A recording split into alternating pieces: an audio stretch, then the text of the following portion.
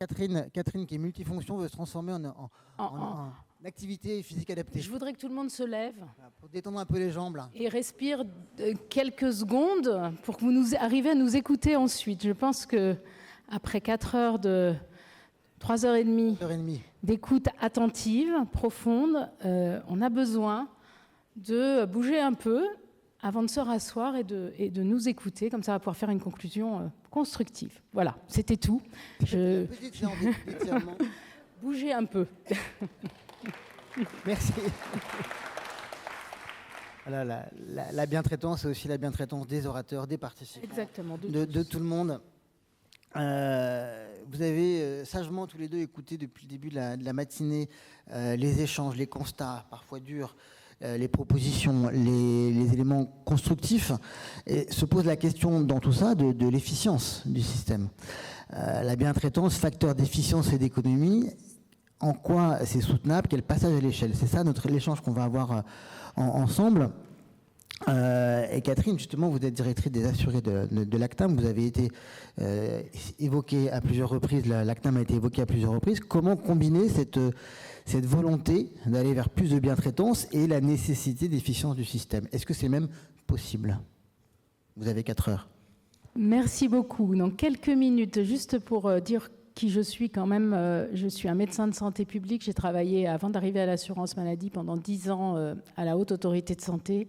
Ces sujets de bientraitance, de qualité des soins de manière plus générale sont évidemment des sujets qui m'intéressent beaucoup. Le premier constat que je voudrais faire après cette matinée, c'est de dire qu'on est tous d'accord sur le fait que la santé, ce n'est pas un bien comme les autres. Le deuxième constat, c'est qu'on a un vrai problème économique. Aujourd'hui, il est criant, on en entend parler tous les jours, l'assurance maladie en première ligne sur ce sujet. Donc évidemment, le premier enjeu de l'assurance maladie, c'est l'enjeu économique, la soutenabilité du système. Vous voyez bien que moi, où je suis et qui je suis dans cette organisation, je vais porter ce que j'ai trouvé très intéressant dans les propos du professeur Touzel, je ne sais pas s'il est encore là, mais sur il est là-bas au fond à gauche, il fait cet exercice d'étirement aussi. Ah, super. Sur l'efficacité sociale, puisque l'assurance maladie, c'est d'abord un service public qui a un certain nombre de missions. Sa première mission, sa mission cœur de métier, c'est d'assurer les droits de chaque assuré et de permettre, d'ouvrir les droits et de permettre l'accès à la santé. Donc, c'est ce premier objectif. Le deuxième objectif qui a été repris par la MSA et qui est un objectif prioritaire actuellement, c'est l'objectif de prévention. C'est d'aller vers les populations les plus vulnérables, les plus en difficulté, pour aller ramener tout le monde dans un parcours, si possible de prévention, si besoin de soins. Grand objectif aussi. Le dernier objectif, c'est que les soins qui sont prodigués par le système de soins français soient des soins, alors certains diront d'excellence, moi je dirais de qualité, ne soyons pas trop présomptueux, déjà de qualité, ce serait bien. Dans ce cadre-là, avoir des soins de qualité, finalement, on voit bien, on a des offreurs, on a une demande, système classique, on a un certain nombre de dimensions pour évaluer la qualité des soins. Un qui a été assez peu évoqué ce matin, mais qui me paraît extrêmement important, c'est celui de la pertinence. Et quand je parle de pertinence, je ne parle pas de pertinence économique, je me replace dans mon rôle de médecin.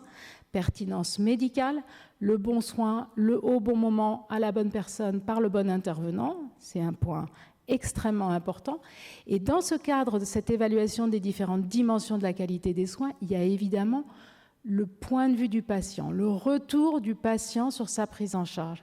Et c'est sur cela que nous souhaitons mettre l'accent à l'assurance maladie aujourd'hui, c'est prendre en compte ce retour des patients, à la fois dans son expérience avec le système de soins, mais aussi le retour en termes de résultats de santé, mesure de la qualité de vie, indicateurs que nous avons dans nos bases de mortalité, de morbidité, mais aussi qualité de vie, associés ce qui est du dur, ce qui est associé au curatif, aux indicateurs techniques, et ça nous savons le faire, on est plutôt bon sur cette dimension-là, mais y ajouter la dimension humaine.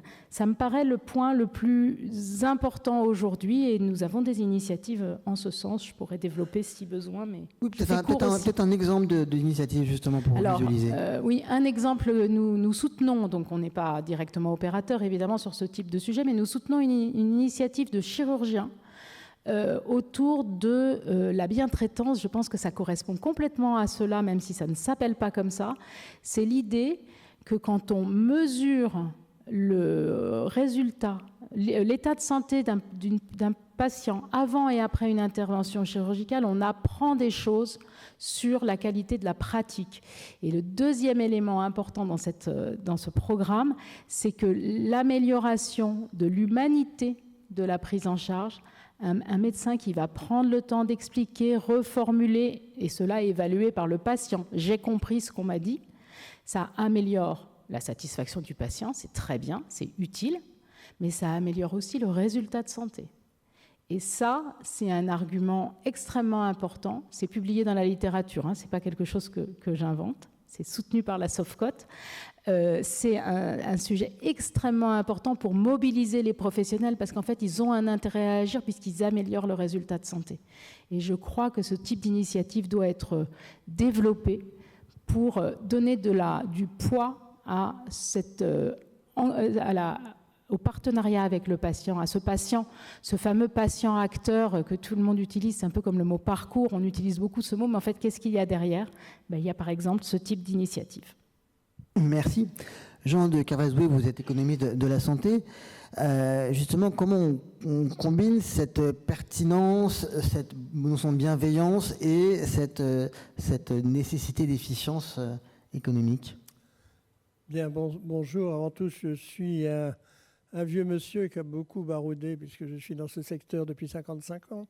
J'ai écrit ma thèse de doctorat américain sur les problèmes d'innovation et de pouvoir dans les hôpitaux américains à l'université Cornell en 70, donc c'était il y a assez longtemps. Ma formation d'origine est d'être ingénieur des eaux et forêts. Et j'ai effectivement ensuite un peu dérivé vers le domaine de la santé et évalué un certain nombre de systèmes de santé au monde, et c'est de ça dont je vais vous parler. Alors, en vous écoutant ce matin, je pensais à Émile Durkheim. Vous savez, Émile Durkheim est l'inventeur de la sociologie. Et la question qui s'est posée dans son livre absolument extraordinaire qui s'appelle « Le suicide », c'est comment se fait-il qu'une décision personnelle, s'il y en a une qui est celle de se tuer, est un phénomène social. Donc, autrement dit, on ne se tue pas tous, partout, de la même façon, avec les mêmes taux. Et notamment moi qui suis breton, comme ça vous aura sûrement pas échappé, dans le Far West, donc dans la partie bretonnante où je suis né, on se suicide de 4 fois plus que dans la moyenne des régions françaises. Mais je ne suis pas venu pour vous parler du suicide, je suis venu pour vous parler de ce matin. Donc ce matin, ce qui était marquant pour moi, c'est qu'il y a, aussi bien chez les soignants que chez les soignés, des difficultés profondes. Et donc, quelles sont les causes sociologiques qui permettent de comprendre cette souffrance? Alors, il y en a 2 qui sont mondiales. Et ces causes mondiales se heurtent à l'inadaptation de notre système français et notamment de l'assurance maladie. Alors, les causes mondiales, c'est 1, le succès de la médecine, et 2, les découvertes dans le mondial, dans le domaine de la médecine. Alors, commençons par le succès de la médecine. En 1970, il y a eu un rapport qui a fait beaucoup parler de lui, qui s'appelait « Halte à la croissance », et qui nous faisait croire qu'on s'arrêterait là, que l'espérance de vie n'augmenterait pas. Alors, comme vous le savez, on a gagné 10 ans d'espérance de vie. Donc, pour les hommes, on est passé de 70 à 80 ans. Pour les femmes, à 85 et un peu plus. Et ces 10 années-là, eh bien, c'est celle des opérations de la cataracte. Voilà, j'en ai eu 2. C'est celle des prothèses de hanche pour beaucoup de mes copains. C'est pour les vieux messieurs les problèmes de prostate. Moi, ça a été plutôt 4 pontages coronariens il y a 2 ans. Bref, donc le fait de vivre longtemps continue à fréquenter le système de soins, d'autant que le système de soins y répond. Alors, l'autre sujet, et il est de loin le plus important, et si vous retenez que ça de ce que j'ai à dire ce matin, vous savez probablement qu'il existe 700 000 articles publiés chaque année dans les revues à comité de lecture, et vous savez aussi que la déontologie médicale prétend que les médecins les ont lus. C'est 700 000 articles, bon, en anglais. Bien.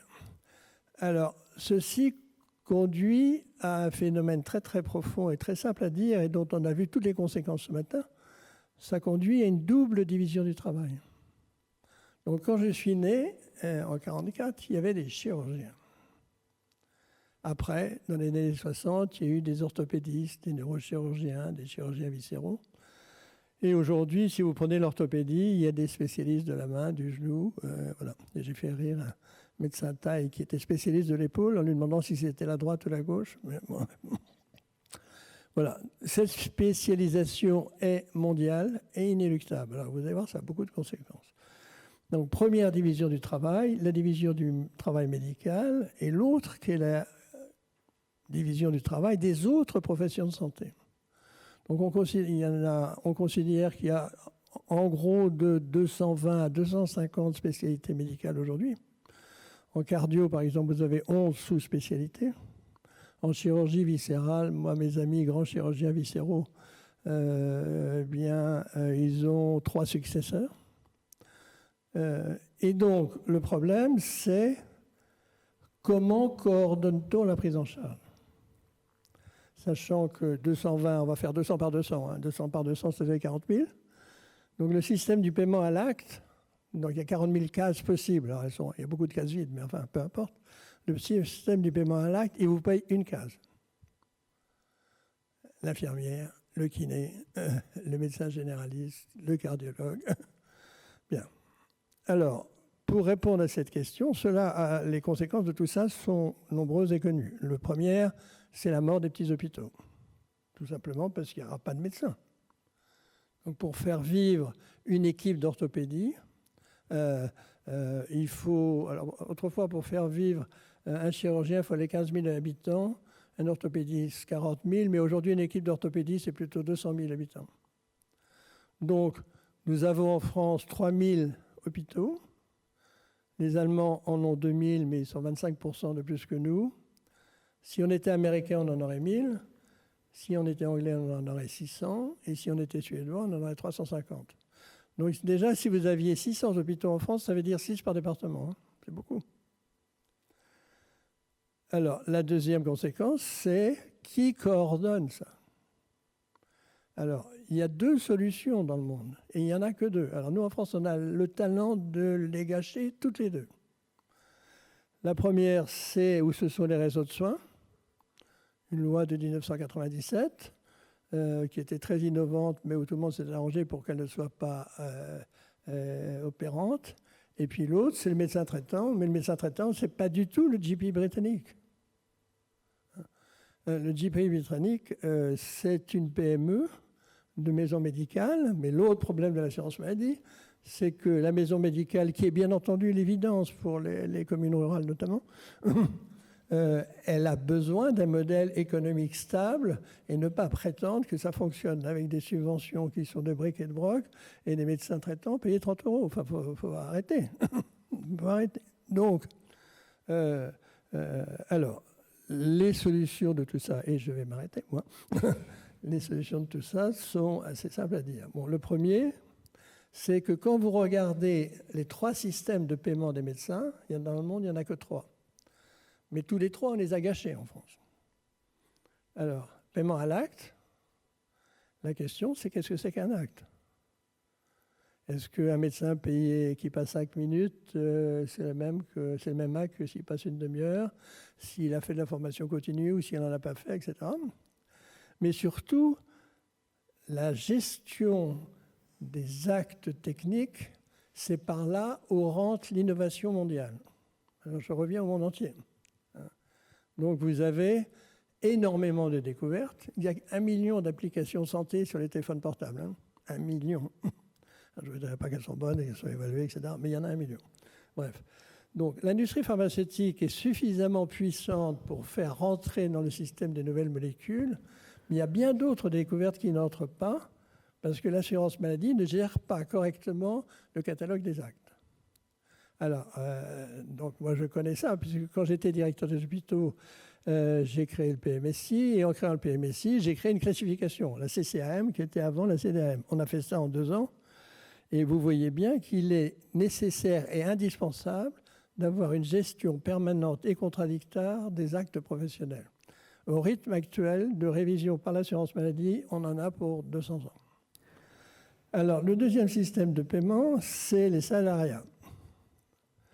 Là aussi, on gâche l'idée du salariat, puisque le statut des médecins hospitaliers publics font l'hypothèse que tout le monde se vaut où qu'il habite et quelle que soit sa spécialité.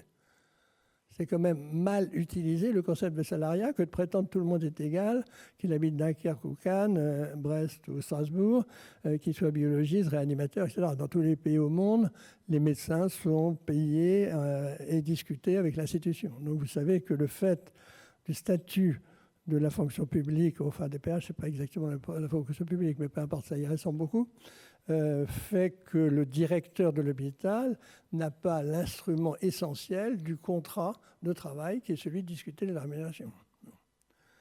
Alors, le troisième système, et j'en termine là, avec une note d'espoir, c'est le paiement au forfait annuel, qui est un vieux système et qu'on appelle la capitation.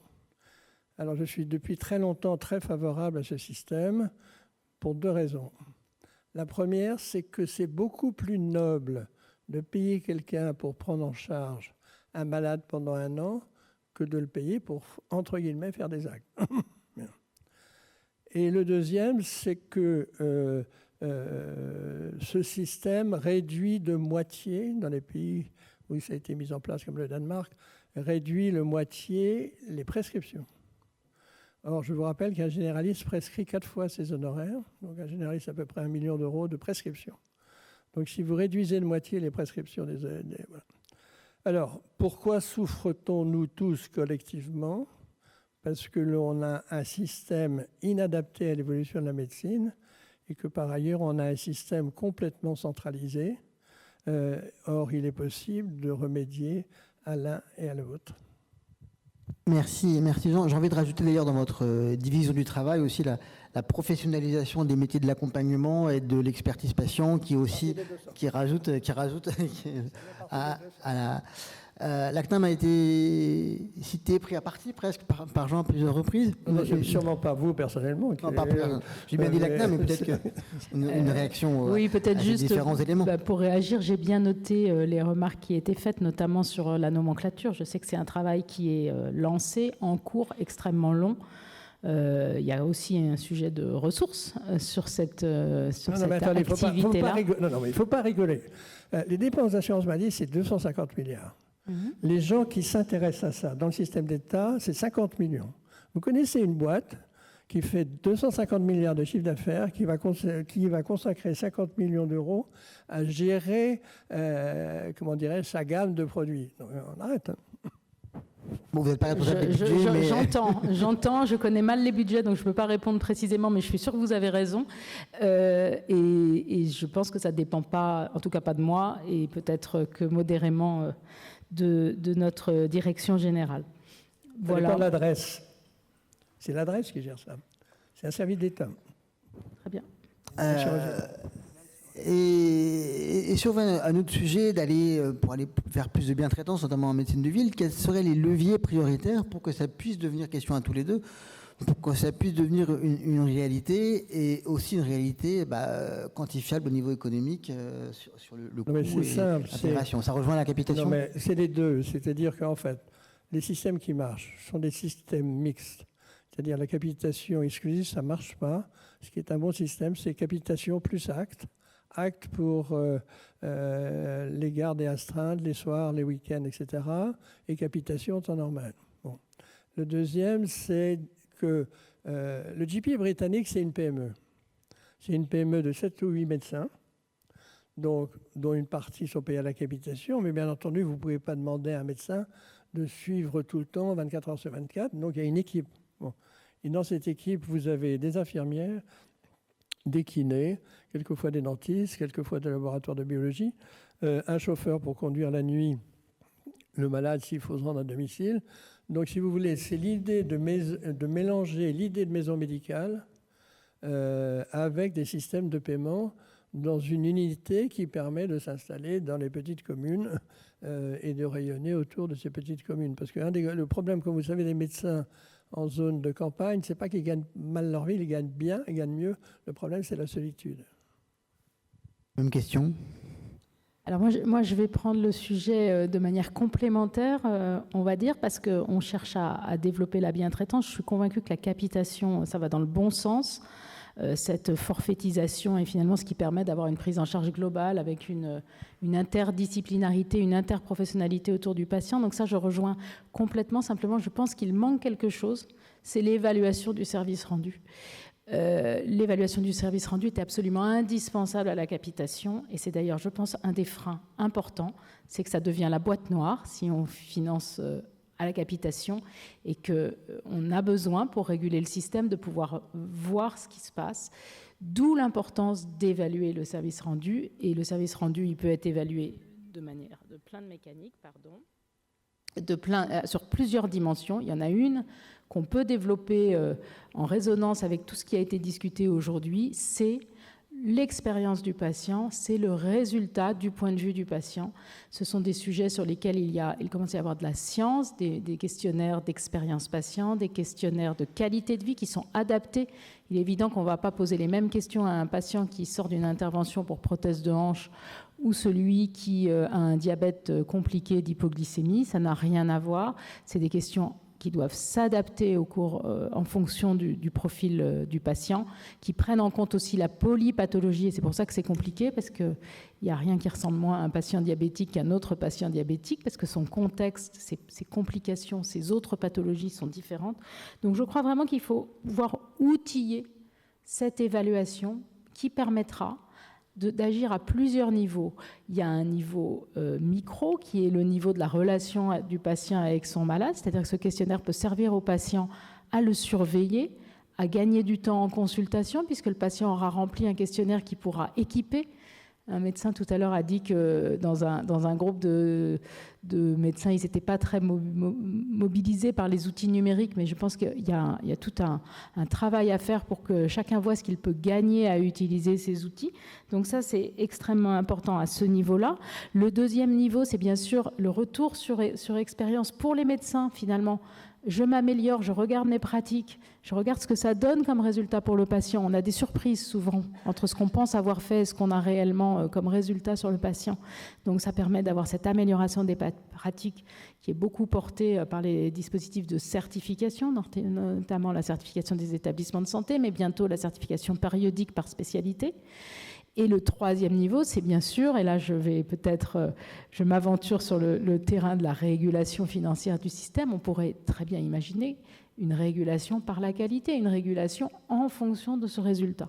Donc mon premier sujet, c'est ça, l'outillage. Le deuxième sujet, c'est le poids politique de la société civile sur cette attente de la population. C'est ce que vous essayez de faire avec ce nouveau Grenelle de la santé. Moi, c'est pour ça qu'on est venu aujourd'hui, c'est pour porter ça. Il faut vraiment un poids politique fort et la réunion de toutes les personnes qui sont mobilisées est extrêmement importante. Et puis la dernière chose que je voulais dire, c'est qu'il faut le faire avec les professionnels, mais je crois que c'est ce qui se passe aussi, surtout pas opposer les parties prenantes dans un dispositif, parce que si le système n'évolue pas, c'est aussi parce qu'on n'arrive pas à faire consensus sur les réformes. Donc essayer d'avancer tous ensemble en préservant les intérêts de tous. Et je finirai pour répondre à une remarque qui a été faite tout à l'heure sur la ROSP, pour dire que dans la nouvelle convention médicale, il ne s'agit plus d'une ROSP déclarative, mais d'un forfait prévention pour le médecin traitant. Intégré dans le forfait médecin traitant, il y a un volet prévention qui porte sur des mesures qualité de suivi des patients, notamment les patients chroniques. Il y a aussi la prévention des cancers qui est repérée à ce titre-là et qui permettra d'avoir un financement, une incitation financière en lien avec un résultat direct sur chaque patient. Et pour aider le médecin dans sa pratique, on sera capable, en 2026, pas tout de suite, mais ça va arriver vite, de fournir aux professionnels médecins traitants la liste de ces patients avec leur situation par rapport à tous ces éléments, ce qui doit permettre aussi, non pas que de financer, mais aussi d'améliorer la pratique. Merci. Voilà. Merci. Juste un mot sur ce Un mot qui sera la conclusion de notre échange. La conclusion absolument centrale. Mais, et qui m'amène à des remarques qui ont été faites précédemment dans notre matinée, c'est que l'État n'a jamais réussi à réduire les inégalités interrégionales. Jamais. Jamais, jamais. Et le nombre de lits de chirurgie par département varie de 43 à 280. Le nombre de pharmacies entre le nord et le sud varie de 1 à 2. Bref. Alors, je suis ravi de vous avoir entendu parler d'évaluation parce que vous avez des outils d'évaluation dont vous ne vous servez pas. Alors, ces outils d'évaluation, ça s'appelle le SNIRAM et le PMSI. Donc, vous avez deux bases de données. L'une sur les remboursements de l'assurance maladie et l'autre sur les hospitalisations. Quand vous mariez ces deux bases de données, vous arrivez à savoir exactement qui est soigné où, comment, pourquoi, par exemple, les transplantations rénales varient de 3 fois selon les régions en France, parce que c'est les taux. Mais vous savez aussi, je vais conclure là-dessus, il y a exactement 10 ans, j'ai monté avec l'assurance maladie, mais une caisse primaire, et une région, une base de données sur les insuffisants cardiaques, 56 000. Et on a regardé ce qu'il était arrivé. Donc on a les moyens de suivre les insuffisants cardiaques. Voilà. Et on s'est aperçu que le b.a.-ba des recommandations de l'HAS était respecté dans moins de 3% des cas. Donc 97% des cas, ils n'étaient pas respectés. Donc je suis allé voir un grand chef de l'assurance maladie, je lui ai dit, on publie, il m'a dit, tu crois? Ben non, pas vraiment, parce que la corporation médicale, elle est très présente à l'assurance maladie. Alors je voudrais dire que ces travaux continuent de manière active. Le rapport chargé produit de l'assurance maladie que vous trouvez sur Internet pour 2025, publié en juillet 2024, montre un certain nombre d'analyses. On a continué les analyses sur l'insuffisance cardiaque, c'est un sujet que je connais bien. Je peux même vous dire que le suivi des recommandations HAS s'est amélioré. Il est loin d'atteindre les standards, mais on n'est plus à 3%, on est plutôt entre 30 et 50%, je dirais.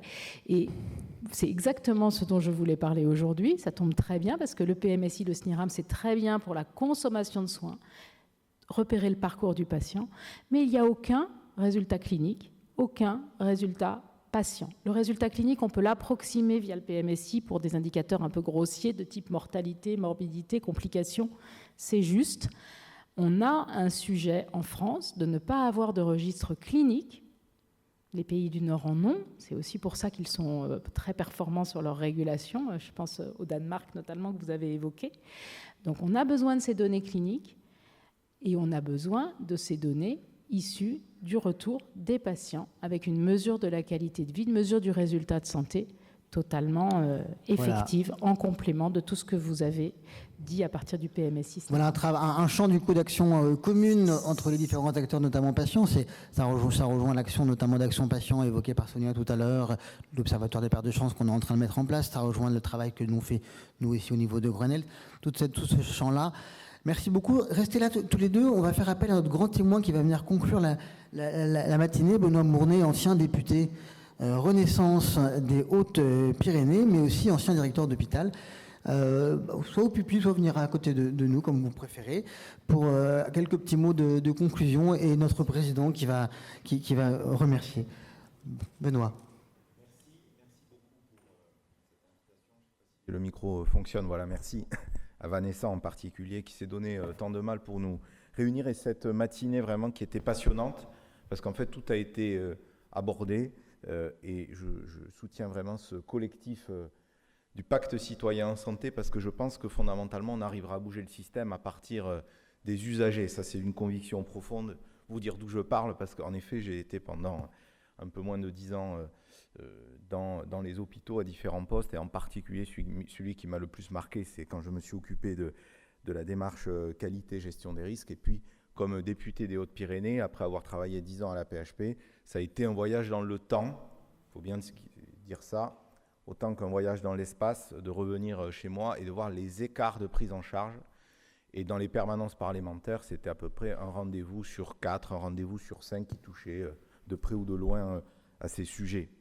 Alors, ce qui a été dit ce matin, notamment sur la première table ronde, de tout ce qui finalement n'allait pas, le désengagement, la démotivation, le burn-out aussi qui s'exprime dans les équipes de soins. Et paradoxalement, on n'a jamais mis autant d'argent public dans la santé. L'assurance maladie, l'ONDAM, c'est 250 milliards d'euros. Ça a monté de près de 60 milliards en 7 ans. On n'a jamais eu autant de normes non plus. Donc, c'est sûrement pas de ce côté-là qu'il faut chercher pour essayer d'améliorer les choses.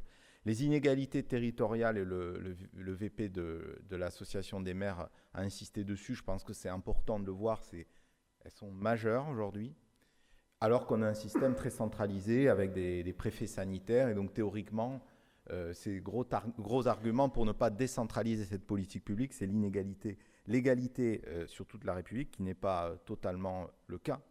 On a ensuite, et ça a été dit, je pense que pour poser le constat, des sujets de temps de travail médical, les internes qui travaillent 60 ou 80 heures par semaine, et parfois dans des CHU, les médecins qui sont là plus ou moins. Donc on a un sujet aussi qu'on ne veut pas regarder en face de gestion et d'optimisation du temps médical. On a un cloisonnement, ça a été dit, entre le public et le privé, ça tout le monde l'identifie, mais il y a d'autres cloisonnements entre la ville et l'hôpital, et au sein du soin, entre la prise en charge somatique et les prises en charge psychiatriques, même s'il y a quelques progrès dessus. Alors quand même, quelques raisons d'être optimiste, c'est que j'ai pu constater sur le terrain que les CTS fonctionnaient plutôt, les communautés territoriales de santé, quand elles étaient embarquées, notamment par les élus. Aujourd'hui, la vérité, c'est qu'il n'y a aucune politique qui ne se met en œuvre si elle n'est pas partenariale avec les collectivités. Les CPTS, je sais que c'est un peu variable, et notamment il y a tout l'angle mort psychiatrique qui n'y est pas, alors même que 30% de la patientèle des médecins généralistes sont sur des patients qui ont des troubles psy, et puis une association encore qui est assez timide, on va dire dans le système des aidants. Alors les pistes, quand on regarde un peu les réformes sur le système de santé depuis 1996, on s'est beaucoup inquiété des sujets de financement et de gouvernance. La loi de financement de la sécurité sociale, elle revient chaque année.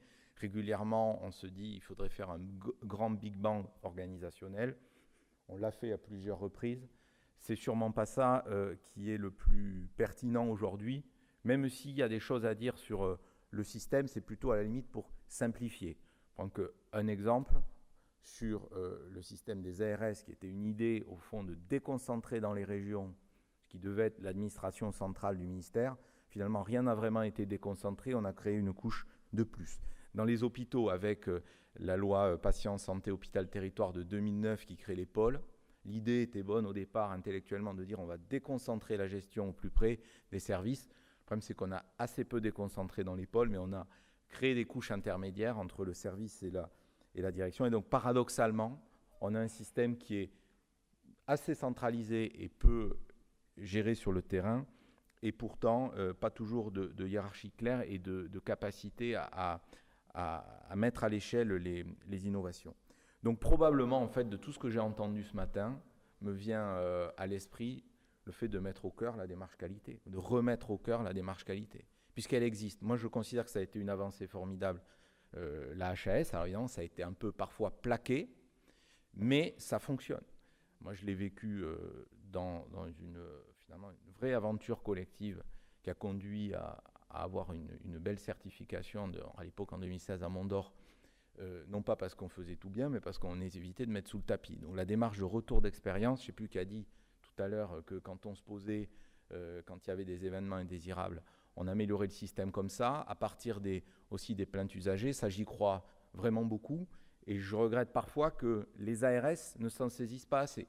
Donc ce que vous avez dit, manager le système par la qualité, ça me semble absolument indispensable. Et encore aujourd'hui, les directeurs d'établissements hospitaliers sont plutôt évalués sur leur capacité à gérer le dialogue social et sur la tenue comptable et financière. Enfin, la qualité réconcilie totalement gestion et qualité du service et qualité de vie au travail. Donc ça, à mon avis, c'est majeur. Sur le système, plus globalement, M. de Kervazoé l'a dit, je pense qu'il y a quand même un sujet de face qu'il faut qu'on regarde sur la rémunération, notamment pour essayer de gommer les écarts entre le service public et le libéral. Il existe dans les cartons un système en plusieurs étages, un socle prévention, des socles à la capitation et peut-être une part résiduelle et au-delà sur l'acte, alors qu'aujourd'hui, on est totalement cloisonné entre un système salarié et un système libéral. Donc peut-être, moi je pense que tous les médecins devraient être rémunérés pareil, quel que soit leur lieu d'exercice. C'est particulièrement vrai pour les pharmaciens. Aujourd'hui, l'acte intellectuel du pharmacien est rémunéré une misère. Et donc, il ne gagne de l'argent qu'en en vendant des boîtes de médicaments, ce qui est absolument contre-intuitif, et notamment dans la ruralité, y compris pour réattirer et redonner du sens à ce métier, il faudrait quand même accepter de rémunérer l'acte intellectuel et de le dire comme tel. Sur la régulation de l'installation, moi je suis plutôt un promoteur, j'étais plutôt en minorité dans mon groupe politique, et je pense que les choses... effectivement, il y a des bonnes raisons pour ne pas le faire. On a peur qu'il y ait une fuite, on a peur que ce soit donc contre-productif. On considère que ce n'est pas le moment, au moment où on est dans le creux de la vague démographique, ce qui est sans doute vrai. Mais on va dire quand on sera revenu à un nombre de médecins plus nécessaire par rapport aux besoins, je pense qu'on ne pourra pas contourner cette question. Vous voyez, un dermatologue à Tarbes, quand il y en a 11 à Pau, à 6 mois de délai de rendez-vous sur les spécialistes dans les Hautes-Pyrénées, quand vous les avez en 3 ou 4 jours au Pays Basque. Au moins sur les spécialistes, je pense que la question mérite d'être posée. Et puis enfin, l'évaluation, ça a été dit, je suis absolument d'accord. Un dernier mot, s'il me reste une minute. Une minute, pour oui, parler tout à fait. de la santé mentale comme grande cause nationale, puisqu'elle a été annoncée comme telle, et il y a beaucoup de gens dans cette salle qui se sont impliqués dessus. Je pense que c'est un peu un modèle à suivre. On a essayé d'y travailler en 4 étages. Le rez-de-chaussée, c'est la prévention, déstigmatisation, information grand public. Tout le monde est concerné. Le premier étage, c'est le premier recours. C'est d'aider les généralistes dans leur diagnostic sur les pathologies psychiatriques en mettant ce qui marche, par exemple, dans les Yvelines, je l'ai vu fonctionner, des infirmières psychiatriques ou des psychologues. Le deuxième étage, M. Mariotti l'a dit, il n'a pas dit frontalement, moi je vais le dire frontalement, c'est désectoriser. Je pense qu'à un moment donné, je sais que, bien sûr, on est attaché au maillage, mais à un moment donné, il faut accepter aussi de spécialiser un petit peu les parcours. Et puis un dernier étage qui est plutôt effectivement sur les centres d'expertise. Voilà, pardon si j'ai été un peu trop long. Merci à vous. Merci beaucoup Benoît.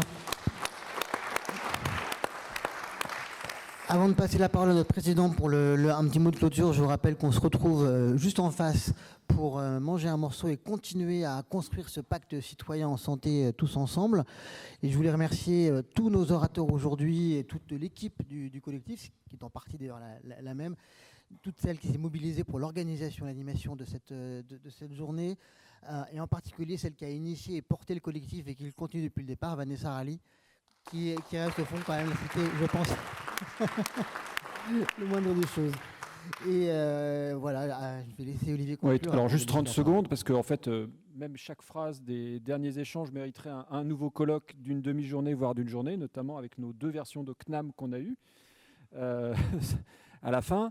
Je voudrais remercier aussi mes équipes de l'URPS qui sont présentes au premier rang, notamment Emma qui a, au niveau local, sué pour gérer ça, et je pense qu'elle était quasiment en vacances maintenant à partir d'aujourd'hui, après cette horizon. Donc je vous remercie, ne serait-ce que pour les gens qui sont occupés d'organiser ça aujourd'hui, d'être venus, d'être présents, parce que c'est, comme vous le savez, ces événements-là sont extrêmement lourds à organiser, très compliqués. Il y a beaucoup d'échanges, construire un programme, inviter les gens, savoir si ils viennent ou pas. Évidemment, comme tu l'as dit, on va remercier tous les premiers qui étaient là, présents au collectif, que ce soit Virginie, Muriel, enfin, je vais en oublier d'autres, donc Pascal, Cédric, etc. Il y aura d'autres événements du Grenelle. Entre-temps, on ne va pas laisser passer le temps comme ça. On va essayer de continuer à construire sur ce qui a été dit aujourd'hui, d'écrire ce qui a été aujourd'hui. C'est important, les écrits restent. On a beaucoup parlé aujourd'hui, il va falloir qu'il y ait des écrits. Et à titre personnel, je suis extrêmement ravi des échanges et de voir que tout le monde n'est pas d'accord. Alain Olympie en fait, aime bien les pharmaciens. Hein. C'est juste sur le sujet des bolières, on s'entend très bien Alain, avec il aime Alain. tout le monde. Mais voilà, il y a quand même le constat qu'on est, finalement, j'ai quand même l'impression qu'on est, on est prêt à faire ce job ensemble avec des points de vue différents. Donc c'est le plus important. Voilà. Merci à tous. Bonne journée.